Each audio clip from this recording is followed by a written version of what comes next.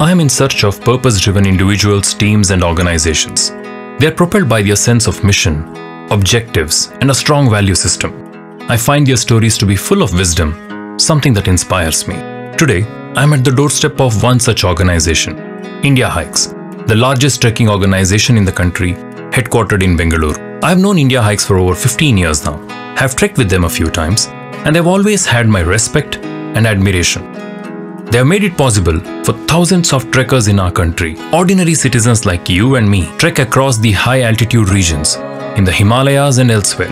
Thanks to Indiahikes, we trekkers have witnessed magical moments of gorgeous mountain peaks, valleys, and meadows, of going through ups and downs of an arduous trek in the cold weathers, but coming home to a warm meal.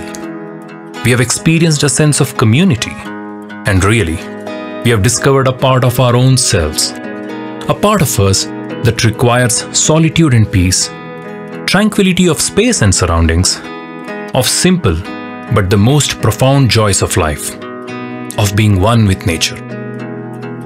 Many things about Indiahikes capture my imagination and stoke my curiosity. Treks with them result in a transformation of mind, body, and soul, and it is apparent that these treks are carefully designed to enhance the trekker's experience, skills, and values along the way. I've watched their trek leaders and staff in action, and behind their simple exteriors, they seem to be guided by a set of higher values. Most importantly, their teams have always been led by the spirit of trekking in terms of discipline, safety, teamwork, and even more in respecting the nature and helping it heal. This culture of purpose and excellence that I have witnessed throughout the organization has intrigued me. I know instinctively that what I have witnessed in action must be grounded in the origins of the organization, the founding principles, and the everyday conduct of its founders and leaders, which must have all come together to become what they proudly call the value system at Indiahikes. I'm keen to know more.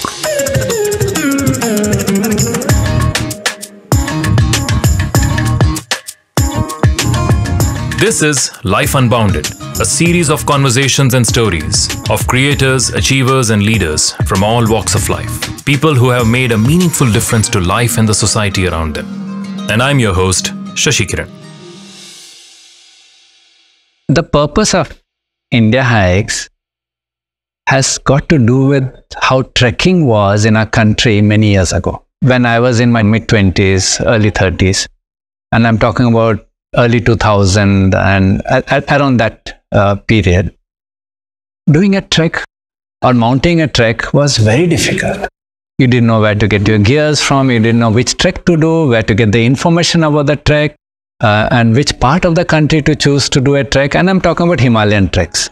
And as I kept doing one trek after the other, I realized that for me, mounting the next expedition was becoming increasingly difficult. Okay, I did one, I did two, I did three, I did four, but fifth one, where do I go? And we were always a group of friends, and this was a common tent talk. Purpose was this, that how do I solve the problem of information in a country? It was not about Indiahikes or starting Indiahikes. It was more to solve the problem of information. So if you go back to this early social medias of our time, you know, the MySpaces, the Orkuts, you will find a lot of posts from me. It's only when I realized that even putting up the information was going to be very difficult, and it was becoming more and more difficult to even ask or get people to put up information, is when I thought that let me try to put up the information in the way I visualized it. So I think it's early 2007-ish or so, around that time, when I mounted an expedition to Rupkund. And this was an unheard trek at that time. And when I mounted that expedition, did it and came back, and then actually I wrote a guide about it. It was not posting it, was not writing an article about it, but actually made a guide for people to follow on how to do the Rupkund trek on their own. And when the guide was released, it became a sensation. My school was very instrumental in introducing me to treks and trekking at a very young age. I had this aspiration of doing Valley of Last trek in the Himalayas around my class 7th or something like that. I had that on my bucket list that I have to do this trek. And I would spend quite an amount of time researching on how to do treks in the Himalayas. I followed these blogs and did my own trek to Valley of Flowers. I think in one of my searches in one of those forums is where I stumbled upon Arjun's blog. I was heavily inspired. So I went and posted a comment saying, we are a small group of people planning our own trek to Roopkund. Would you like to join us? Much to my surprise, Arjun himself replied, saying, hey, we are organizing a trek castle. I have a small group going to Roopkund. Would you like to join me? So that's where it started. Suddenly people discovered that they could do a trek on their own. And that was very empowering. Because doing a high altitude trek, something which went above 15,000 feet, was unheard of in our country by normal trekking enthusiasts. I'm not talking about the hardcore trekkers. That they could actually mount it on their own, that they could successfully do it, and they could actually see places like how I had put it in the guide. They did not believe that such places existed in our country. And suddenly the realms of Himalayan trekking opened up in our country. And that was a very transformative kind of experience for trekkers and for me. Simultaneously, something else happened. People from that region started reaching out to me and they're asking me, sir, kya ho raha hai idhar? Aapne kya kiya? What happened? Itne log kyun aa rahe? Kyun aap hi ke naam le rahe? Kyun aap jo keh rahe waise hi ja raha hai? Mujhe to chhod dijiye, main dusron ko kaam de raha hu abhi. I'm giving work to others. It was empowering them to more income. And for me, I had the answer to what I was looking for. That how credible information can transform two kinds of lives. It can transform the trekkers and local people over here who are benefiting out of this and finding a very meaningful livelihood. Something they would enjoy, something which prevented them from going to the city. And I wanted to solve it because I was not at all happy with the way treks are being conducted in our country. 2 packs come, 3 packs come, negotiations happen, you send them with a local person, then, Bhagwan jane what is happening with them. I was not happy that you go to Sikkim, it's a different rate, you go to Himachal, it's a different way of working. It's the same country. And I said, something has to be done, because by then I had mounted so many treks on our own. I knew that the way I was doing it was the right way of doing it. My husband and I started meeting Arjun when we had time over the evenings, over some weekends. We would discuss an hour or two about how to take Indiahikes forward. We would discuss about how to get more people, how to spread the word, how do we create new experiences on the trek, how do we tackle safety, what were the problems that we encountered, how to tackle those in the next season. So we were actively discussing Indiahikes. It was around this time that Arjun and my husband and I went out on a local trek near Bangalore. And that evening when we came back home, Arjun sent us a mail saying, we have spoken enough, we have discussed enough. Would you like to join me in Indiahikes? But we were wondering which one of us. Would it be my husband or would it be me? And we put that question back to him and he chose my husband. And my husband actually developed cold feet and decided not to go ahead. And that's when the ball naturally came into my court and I decided yes. And I knew that most problems in our country can be solved by an entrepreneurial venture. And I knew that, providing information was the crux of it, but information is not something that you can monetize. But you can always monetize the way treks are being conducted by doing it yourself, and that income can help you to provide that information. And that is the genesis of Indiahikes. And that's how the journey of Indiahikes started. One trek at a time. One new batch of enthusiastic trekkers every week. One new trail every season. Thereby transforming the culture of high altitude trekking in our country. Slowly but surely. This transformation and impact are clearly visible among its own people, within the trekkers, for the locals in the mountains, and in the mountains themselves. I'm keen to hear more from the people at Indiahikes about their own journeys and what makes the organization thrive. One of the main reasons why I applied was I wanted to see the Himalayas. That is one of the reasons why I was like, okay, let me actually give it a shot and try it out. So, yeah. All of us are trekkers here. Irrespective of role, whatever we are doing, we have trekked, we have experience. Indiahikes strongly believes in the outcomes of trekking. People who live nearby, they get employment for good 10 months here. Isn't it that a very, like a big impact in itself, that people don't have to migrate. They don't have to leave their families behind. They get work in their own homeland also. People there are willing to open more homestays, and they're willing to open more stores, different stores, and they want to earn, they want to get that experience. I feel somewhere because of this trekking and because of Indiahikes, this has changed a lot. They would all laugh at the idea of having a bank account, of having money transferred into their account as salaries. All of them were being paid in cash. So it was very mind-boggling dealing with that kind of cash. There's no accounting. It's just chaos. So from then to now all the mountain people have not only bank accounts, they have PAN cards. They actually file returns because our finance team insists on it. They all use UPI. So there is an entire change in the way they look at work and the way a lot of things have become accessible to them. Social setting has changed here, and I feel very great about it. I was happy that at least out of those 25, 3 came forward that we want to have a mutual fund account. This is brilliant. So the impact that Indiahikes has on the world around, one is the individual impact it has on the trekkers who come with Indiahikes as well as those who work with Indiahikes. So whether it is in the Bangalore office or whether it's on the slopes, everyone's lives are impacted in some way or the other. And the trekkers, of course, when they come for a program like this, we want it to be the most transformative experience that they have had. So we really go out of our way to design that. Our function is to ensure that we design the experience in such a way all of this comes together very naturally and cohesively. And we also ensure that our trek leaders, our guides, our helpers, cooks are all trained to deliver that experience in a way that there is no gap between execution and the design. What kind of food we provide on the trek, or what quality of equipment is provided for the trekkers. Also, all the human resources needed for the trek, we enable them to deliver Indiahikes experience. So we have more than 200 plus staff working with us in the mountains. So through our training and orientation program, we enable them to deliver Indiahikes experience. The experiential learning programs that we have are designed specifically for schools to bring out leadership qualities in students, to help them get more responsible, to accustom them to hardship, and for them to become more closely connected to nature. When we take in colleges, then we sometimes co-design the program. Though we have our own program called the Collaborative Leadership Program that we offer to colleges as well as companies, sometimes they have specific objectives and certain takeaways that they want. So we sit with them, we enter into a consultation and we co-design a program. Of course, it needs to be on a trek and it has collaborative leadership as an outcome because they work in teams, and that's a natural outcome plus a designed outcome.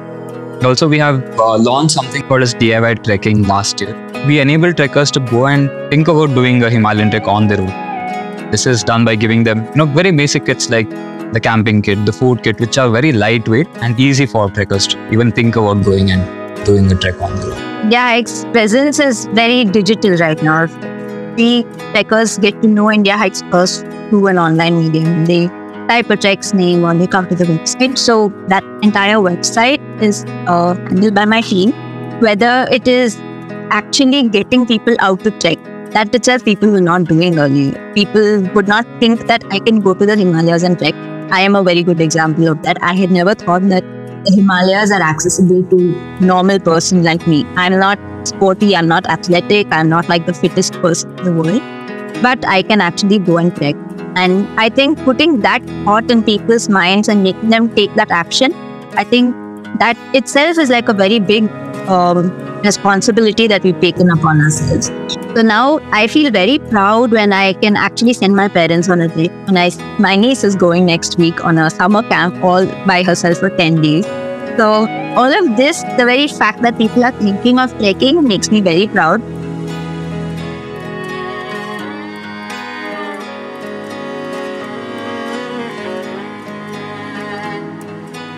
That kind of work culture where there is drive to do impactful work, that doesn't come in every place. That that kind of empathetic approach to work, how it's going to help people, how is it going to solve the problems of people. One thing we have realized is that the values that we inculcate across our people, across the organization plays a very big role in how the organization is run. When the right value systems are in place, people do not really need micromanagement, they do not need instruction. There are a set of values to be followed and any task gets executed according to the values in place. And this is what has been working for us, and all our efforts have been to permeate or percolate the value systems across the organization until the muleman who works with us, not only our trek leaders or our senior staff. We are about 2,500 kilometers away from our treks. But frankly speaking, I don't feel that. I feel I'm there right now. That I'm there on the trek because I know exactly what is happening on every trek of us. Yes, I may not know by the hour, but I know definitely by the day what's happening, good or bad. So we are there. And somehow organically, over a period of time, we have set ourselves that way. It's not conscious or unconscious. We have just set ourselves there that we know what is happening on the treks. I think the Chief Explorer title, or it is something really heavy for me, I think, to even digest that part. But basically, it actually happened very naturally when I went on a trek and redesigned that particular trek in a certain way, and it turned out to be a big success. Wherever I go, I will design the whole trek in a very new way, and then I become a part of going into new exploration, new treks in Kashmir, Jammu, Uttarakhand. For me, a role has not really been the main aspect at Indiahikes. It's been about what my work can actually have that meaning towards in creating that change in a person's life. So it's added a lot of meaning towards what I do. I think it's given me a purpose, if I have to share. And as a person also, I've changed a lot. I was a person who had an autoimmune disease. It was called as Marshall syndrome, and for 20 years none of the doctors knew what was happening with me. I think by joining Indiahikes and following that fitness routine of running, I think that has increased my immunity to next level. So when I came here and I started writing, I learned everything here from my technical skills, right from how to write for the web, how to write so that it can be engaging. I've learned how to use a camera, how to talk to a camera. Through my work, I've been invited to a TEDx talk. I've been invited to many talks, many workshops. I've kind of become a somebody at Indiahikes. I used to live my life very, very unsustainably, consume a lot of packaged food and not even think about it. Even I know trashing was not even a concern because that's how I grew up. In Bangalore office, everybody practices to live sustainably. Somebody is composting, somebody is collecting the waste, auditing their waste, even trying to buy their ration as much as in loose packaging form, getting in their own boxes, dabbas. And then I also started taking my own plate, my own dabba to McDonald's, to Domino's, and they would look at me. They would look at me like, who's this person who's getting their own dabbas? And they were very reluctant to give it to me. And I also came back. I'm like, if you are not giving them, it's okay. Maybe you have your policies. I'll go back. 1-2 weeks later, I again went there. I'm like, okay, let me try it again because I wanted to have it. And the other guy said, yeah, he keep coming. I think we should give him. We have that philosophy at Indiahikes that let's clean. And we managed to collect 160,000 plus kgs of waste from the mountains. That's not less than. And I know how much effort it takes.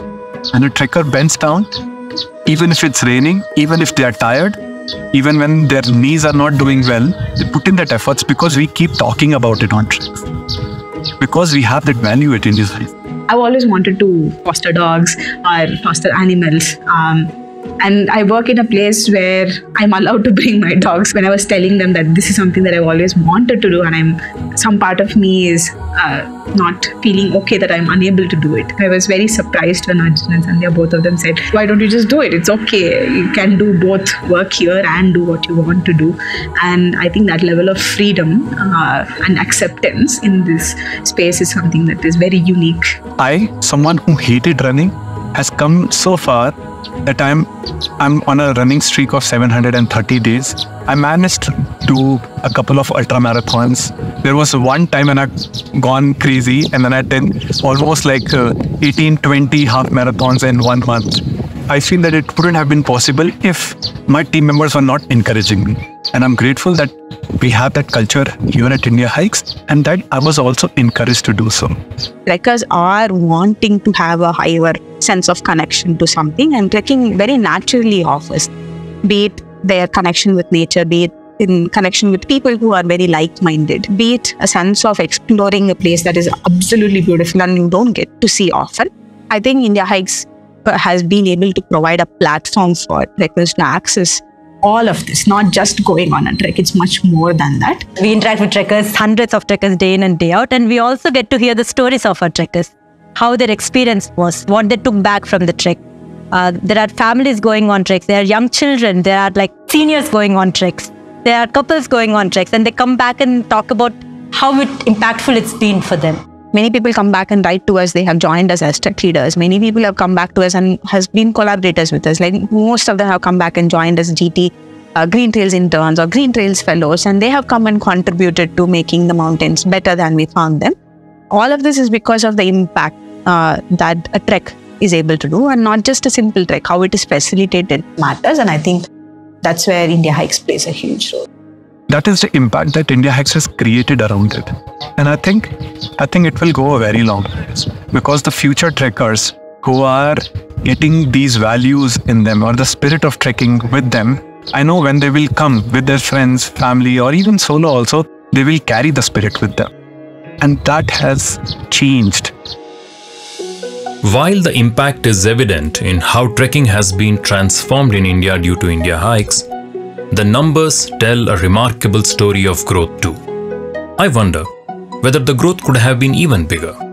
After all, millions of people in India would be willing to trek, given the right guidance and support, and at the affordable prices that Indiahikes charges. In a country where rapid growth of business, even if it is chaotic, mindless and aimless, is celebrated every day in the media, this question makes all the more sense. I ask the same to Arjun and Sandhya. Every now and then we have VCs who call us and say, okay, would you be interested in funding? And I think our answer is the same, that we really don't grow from 5,000 to 10,000 to 20,000 to 40,000 and so on. But it's a very organic growth, and we need the mountains to be ready. We need our people also to be ready, because we don't get ready-made people who can safely handle and take people in the mountains. These numbers are a fascination of more of the startup world than what is possible in reality. It is not whether we can grow at that rate or not. Whether we must at all do it is the whole question, which explains why we have a fixed number of people on every trek that we go through, why we have a fixed number of trekkers that we want to take every season. It's not the question of whether Indiahikes wants to grow. It is more a matter of whether the mountains are ready to take this growth. We have to take care of the mountains first before we take care of ourselves. We need to have a process where the mountains can heal from this growth before we can even think or even dream of growing. There is going to be the era in history of trekking in our country, which is going to be pre-Indiahikes and then post-India. And post-Indiahikes is where all the greatest treks of our country came up. And the most beautiful treks that we trek on today, those are the legacy that we follow on. And that's what we are known for. That's what every one of us are known for. But there are also smaller legacies, the safety systems that we brought in, the environmental management systems that we brought in, the whole way how trekking is conducted. The basic system is what now everyone follows, that the Indiahikes model of trekking is what every organization follows. So that's also a legacy. I also believe that Indiahikes has made it possible for a whole new generation of Indians to trek. Because if I look at trekking before Indiahikes, it was a very elite sport meant for the high heel, would be very expensive, or very hardcore trekkers who could kind of manage things on their own. This entire model of trekking that Indiahikes has brought in has opened up trekking to a whole new generation of people, which now everybody follows. So from day one, we have been setting this new path about bringing out new treks, and we have been very successful in bringing out almost all the greatest treks of our country. Not that these treks are unknown, but bringing it out, walking on them, trekking on them, writing about them, and bringing it out to the world, and then people taking to it. And today you can see that most of the greatest treks in our country, somewhere or the other, Indiahikes is behind it. You name Kedarkanta, Kashmir Great Lakes, Tarsar Masar, Rupkund, Rupin Pass, Buran Ghati, Fulara Ridge. But that's one aspect of it. The other aspect is also how trekking is done in our country. All the safety systems, the environmental systems, how treks are conducted, how trek leaders must be, how sweepers must be, how you must look at a trek. Most of these things have also been contributed by Indiahikes. And I want to tell you that we're still doing it. Every day when we meet in our meetings, these are the things we talk about. And today, so many years later, 14 years later and 15 years later, is the same thing. And ours is the largest database of trekking information. It's the same journey. Nothing has changed. This was the story about the life and times of Indiahikes, an organization driven by purpose that says, quite so simply, everyone must trek, because trekking transforms lives. It is a story about an organization where people have come from diverse backgrounds, but with something in common: love for outdoor life, love for nature and everything in it, and seeking their own inner journey of growth through body, mind, and in spirit. Hope you liked today's conversation. If you did, please encourage us by clicking on the thumbs up button and subscribing to our channel, and sharing this conversation with your family and friends.